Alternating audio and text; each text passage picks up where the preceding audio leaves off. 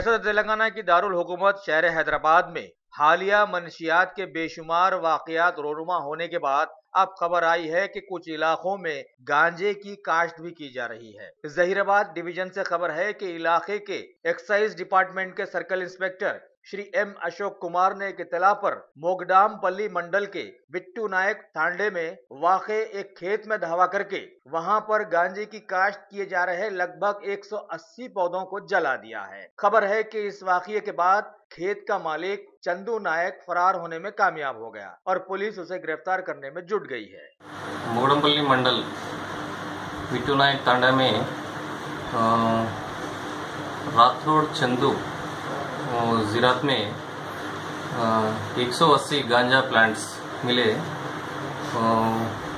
इन 3 एकड़ में वो प्लांटेशन करा हुआ है और उसको इतलाई मिलते ही हम लोग सीज कर लेके उसको सैंपल लेके जला दी थी। वो इन्वेस्टिगेशन चल रहा है केस। चंदू नायक को जल्दी में अरेस्ट करके